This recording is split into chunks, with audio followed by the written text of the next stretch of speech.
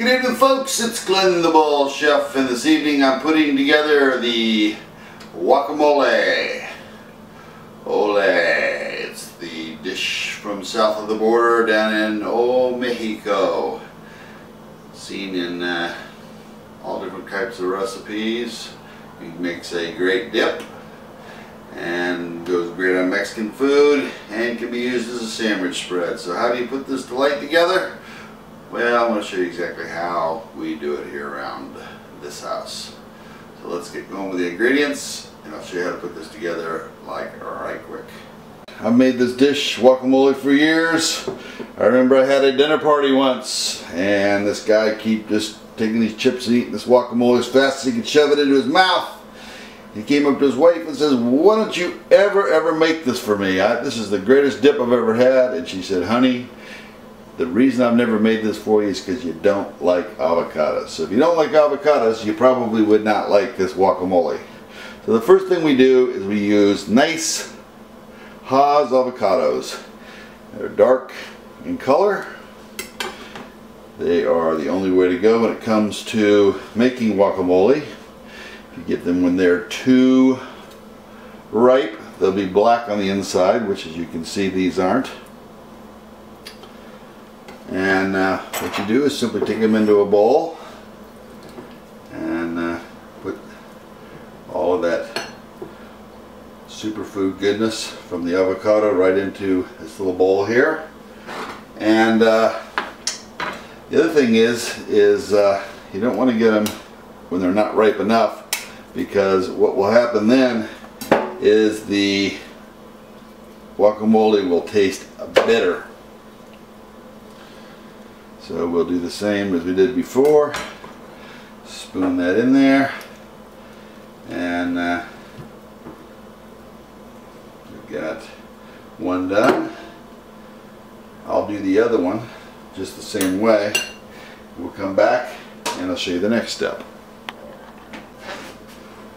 Alright, now that we've got our avocados all put into that bowl there, we'll slice off this tomato without slicing off my finger, hopefully. Get a fine chop on these.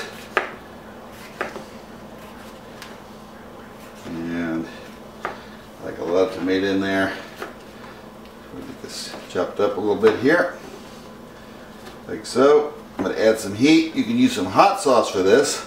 I'm going to go ahead and use a jalapeno pepper.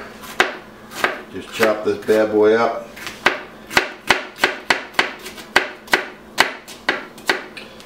And seeds all.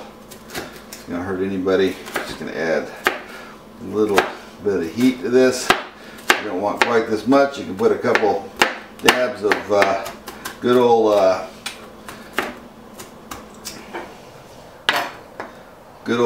Tabasco in there. Yes, sir. Absolutely. 100%. Not a problem. So we get this all straightened out.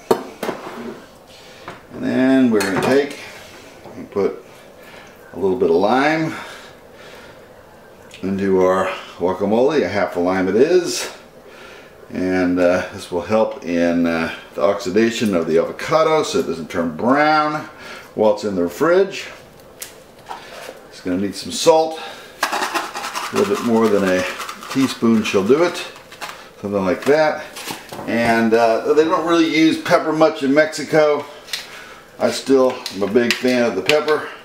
So I'm going to put it in about 5, 6, 7 rotations of the black pepper. And then I simply take a fork and I mash all these ingredients together. There is no way that I'd put this into a food processor to do this, because I want my guacamole a little bit on the chunky side.